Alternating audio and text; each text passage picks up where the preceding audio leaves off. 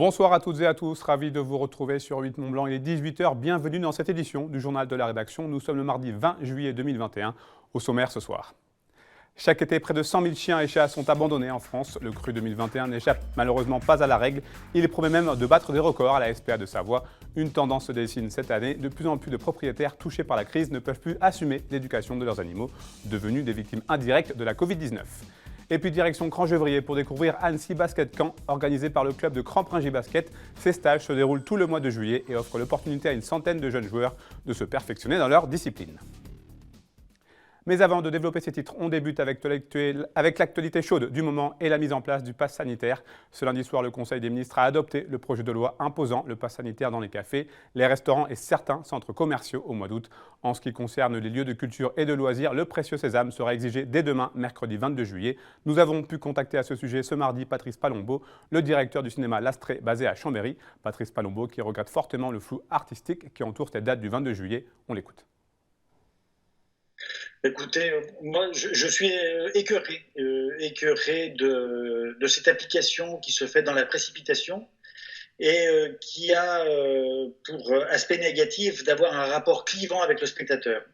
C'est-à-dire, on nous a pas laissé le temps de pouvoir communiquer, de pouvoir expliquer aux spectateurs le pourquoi, le comment, et que ce soit un rapport juste. Voilà. Donc là, on a des informations données au compte-gouttes qu'on recueille par les médias.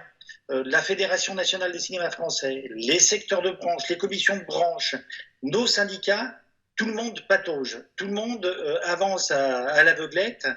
Il y a un décret qui a été signé ce matin, mais à l'heure où on parle, il était question effectivement de mettre ce contrôle de passe sanitaire et que l'on ne touche pas aux jauges.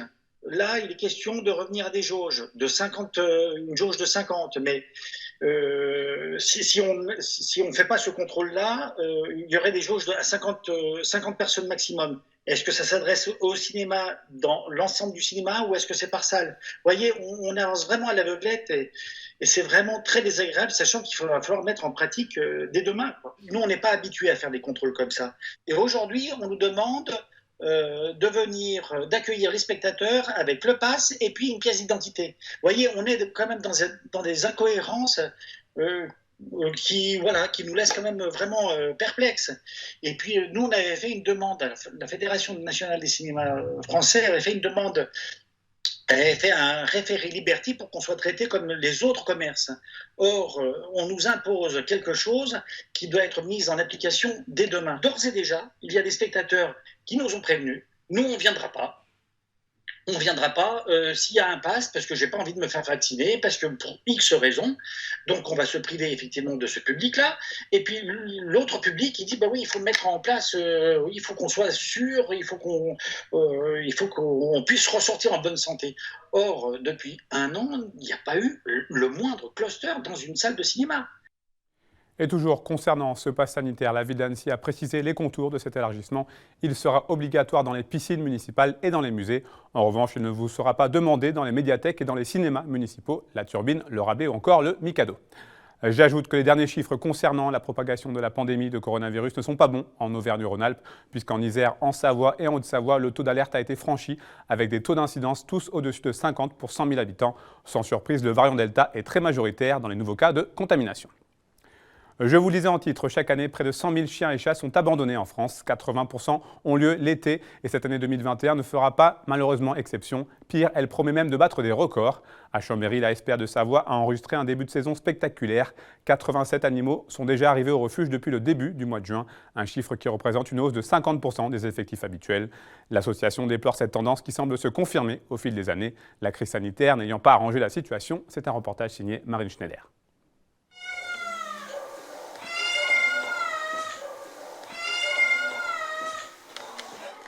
Ça, c'est Grey, une petite femelle de 2 ans qui nous a été laissée hier à contre-cœur par son propriétaire car il a été expulsé. Comme Grey, près de 90 animaux sont arrivés au refuge de Chambéry, rien que pour le mois de juin. L'association fait un triste constat, les propriétaires sont de plus en plus précaires. On a énormément d'appels pour des personnes qui sont expulsées. Alors, Pour quelles raisons, on ne sait pas toujours, mais c'est surtout, on pense, lié à une perte d'emploi suite au Covid. Et les motifs sont nombreux, perte d'emploi, séparation, maladie, décès, autant de raisons bien connues de la SPA qui sont amplifiées par cette crise sanitaire. Certaines personnes ont rencontré des grandes difficultés dans cette période et du coup ne peuvent plus assumer les frais vétérinaires et les frais inhérents justement aux besoins de l'animal. Et puis, vous avez aussi du coup une vie qui redémarre, en tout cas une vie sociale qui bat son plein là pour le moment en tout cas, et qui va de l'avant et qui peut aussi justifier qu'on revienne à de mauvaises habitudes, je dirais, de certaines personnes qui pensent qu'aujourd'hui l'animal qui était sympathique effectivement dans le foyer pendant un moment devient un frein, je dirais, à la réalisation et à la concrétisation de projets. Autre phénomène, les arrivées massives de NAC, les nouveaux animaux de compagnie. Une 50aine ont déjà été recueillis par l'association. Si la tendance se confirme d'ici la fin de l'année, elle pourrait en accueillir jusqu'à 80. Et si vous souhaitez adopter un animal, sachez que les visites sont accessibles uniquement sur rendez-vous. La SPA de Savoie est ouverte les après-midi de 13h30 à 17h15, les lundis, mardis, jeudis, vendredis et samedis. Pour plus d'informations, rendez-vous sur leur page Facebook www.facebook.com/SPA de Savoie. Vous connaissez peut-être le château de Clermont, témoin de la Renaissance, mais peut-être ignorez-vous l'existence d'un second château médiéval, celui-ci à quelques mètres seulement. Ces ruines font l'objet de fouilles archéologiques minutieuses chaque année depuis 2017. Un chantier école mené par le département de la Haute-Savoie, propriétaire des lieux. Petite visite avec Fanny de Buisson. Ils ont cohabité une 60aine d'années, le château Renaissance de Clermont et son voisin médiéval. Ce dernier, situé juste sur les hauteurs, est habituellement invisible, ses vestiges protégés sous la terre. Chaque été, depuis 5 ans, il renaît sous les brosses, truelles et pelles des archéologues. Les comtes de Genève y résidaient fréquemment au Moyen-Âge. On trouve sa trace dans les écrits pour la première fois en 1278, mais aucune peinture ne témoigne de son apparence. Alors il faut, centimètre après centimètre, retracer son histoire. Grâce à ce qui se trouve derrière moi, on a plusieurs états de construction du château qui ont pu être mis en exergue, avec un système d'accès à un espace situé donc à l'est qui correspond globalement à une grande cour à ciel ouvert, mais entourée de maçonnerie. Et là, on a les vestiges a priori donc d'une porte avec un premier pied droit ici et probablement son homologue sud juste ici. À un moment donné, on ne sait pas encore quand, puisque l'étude est en cours, cet accès est abandonné, il est comblé, donc vous voyez bien, il y a une stratigraphie assez importante ici, environ 70 cm. Et par-dessus, plus tard, on va construire un nouveau mur, qui est très dégradé aujourd'hui, qui vient recouvrir l'ancienne porte, et donc qui atteste du changement de fonction de cet espace, peut-être de l'abandon d'une partie du site, à confirmer en fonction des découvertes.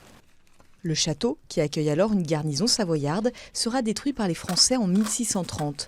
Quelques objets retrouvés au fil des campagnes de fouilles sont exposés dans le château Renaissance. D'autres le seront bientôt. Les découvertes se poursuivent grâce à la dizaine de bénévoles de ce chantier école. Là, je suis en train de faire des sachets de conditionnement pour le matériel qu'on a retrouvé à l'intérieur de notre espace. Donc on a de la faune, on a des morceaux de charbon aussi.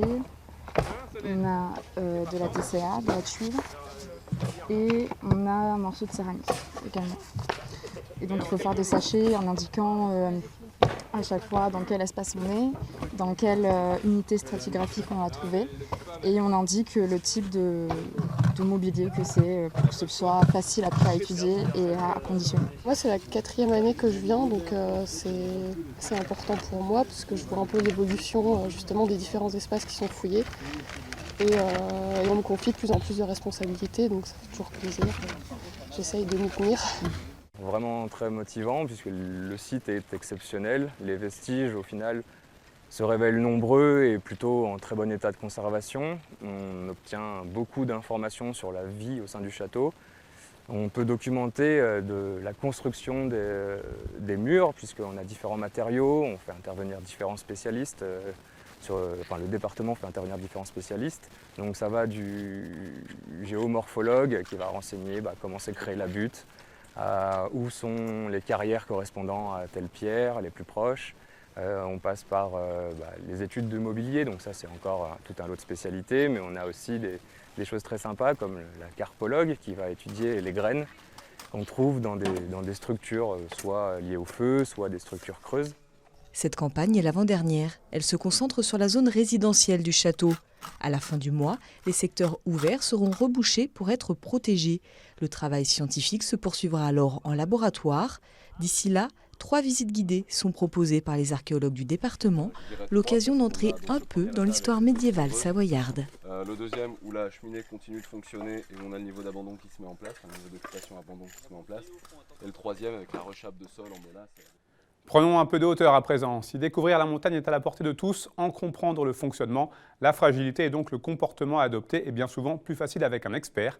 C'est en s'appuyant sur ce constat que la station du Semnoz en Haute-Savoie a lancé cet été les randonnées guidées. Ce mardi matin, le tout premier groupe était au rendez-vous, accompagné par Emmanuel Jaude, notre monsieur Montagne. On regarde ce reportage. En marge de toutes les activités proposées l'été sur le Semnoz, la découverte du milieu montagnard peut désormais se faire à son rythme, dans les sous-bois. Ici, en effet, il suffit de savoir où regarder pour découvrir toute l'ampleur de la biodiversité. Du petit insecte aux traces de grands prédateurs, toute la nature se révèle grâce aux explications de Christophe, l'un des accompagnateurs de ces randonnées guidées. Je fais un peu comme je sens les choses, en fonction de ce qui vient, et j'essaye de montrer justement qu'il y a plein de choses et que l'idée c'est pas d'avoir des savoirs mais c'est de commencer à développer sa curiosité, parce que c'est vrai qu'aujourd'hui, il y a des gens qui ont déjà des notions. Il y en a qui n'en ont pas du tout. Donc en fait, l'idée, c'est plutôt de semer plein de graines. Et puis petit à petit, il y a des choses qui vont germer, et puis ils reviendront ou pas. Donc j'ai pas d'attente particulière. L'idée, c'est d'essayer de transmettre des choses et d'avoir de la curiosité. Loin d'être un vilain défaut, c'est ici le point commun de tous les aventuriers du jour. Qu'ils connaissent ou non les biotopes de montagne, c'est la quête de connaissances et de nouveautés qui a séduit ces randonneurs en herbe. Comme c'est des rappels un peu de cours que j'ai eu à l'école, donc forcément, je vois l'utilité que ça peut avoir d'apprendre ses cours, ses leçons et d'être peut-être intéressé, de se dire c'est pas limité qu'à l'école, c'est vraiment dans le monde que ça se passe, et que peut-être sortir du cadre de l'école pour pouvoir apprendre plus, ça peut être très intéressant parfois. Massif karstique, distinction entre gentiane et verdâtre ou entre tarine et abondance sont donc autant de notions qui n'ont logiquement plus de secret pour le petit groupe. Après 3 heures de randonnée, de nombreuses problématiques ont été abordées pour le plus grand bonheur des participants qui étaient justement en quête de ce genre de sortie. On a regardé un peu sur les pages d'internet, voir ce qui se passait au niveau animation et randonnée surtout, pour découvrir la nature, la montagne et être un petit peu au plein air. Et on voulait vraiment avoir un accompagnateur qui nous explique bien tout ce qui se passe à la montagne, nous explique aussi les fleurs, le nom des fleurs, leurs propriétés. Et c'est vrai que c'est ce qu'on recherchait. Ouais.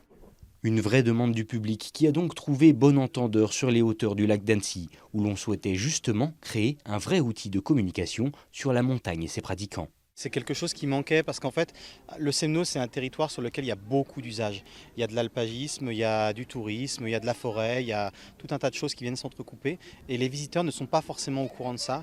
Et ça crée des conflits d'usage, de pratiques. Et on essaie aussi de désamorcer un peu ça avec de la médiation. Les randos guidés du Semnoz se poursuivront jusqu'à cette mi-août, attirant, on l'espère, encore de nombreux curieux qui souhaitent conjuguer nature et culture. Du sport pour aller jusqu'à la fin de ce journal. Tout au long du mois de juillet, Crampes-Ringis Basket organise son camp d'été ouvert aux jeunes âgés de 8 à 17 ans de la région et des 4 coins de la France. La formule a été lancée il y a maintenant 3 ans et elle fonctionne à plein régime. Reportage.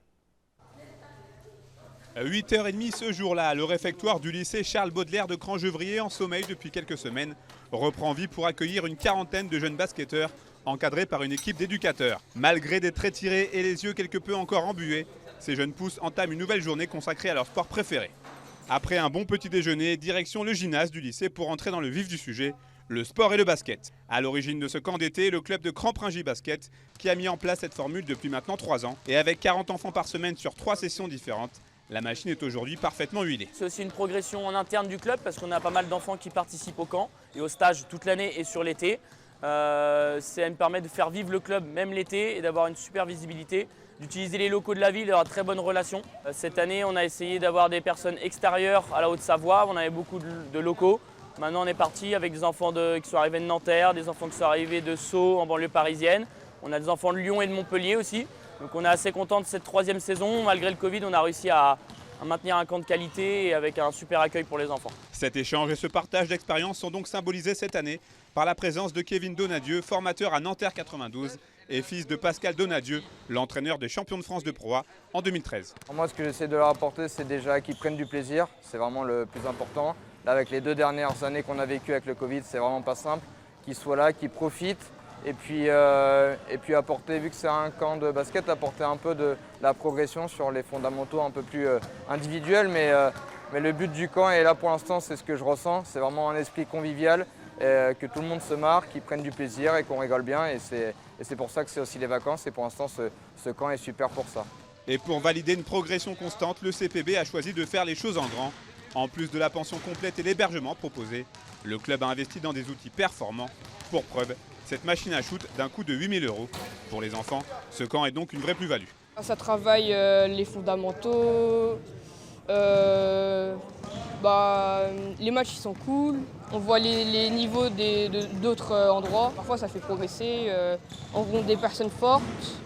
Ou si les personnes sont moins fortes, on peut les faire progresser, on peut leur donner des conseils pour leur faire encore plus progresser. D'ici au 30 juillet prochain, Annecy Basket Camp aura donc accueilli au total 120 jeunes, âgés de 8 à 17 ans pour un stage de perfectionnement. Cramprin J-Basket joue donc ainsi parfaitement son rôle de club formateur. C'est la fin de cette édition. Merci à vous pour votre fidélité à l'information sur 8 Mont-Blanc. Merci à toute l'équipe. Tout de suite après ce journal, la météo de Thierry Paulme. Un rappel, vous avez rendez-vous à 19h30 pour l'unique diffusion du journal de la Transmoyenne vanoise. Passez une très belle soirée, prenez soin de vous et de vos proches. On se retrouve mercredi pour un nouveau journal.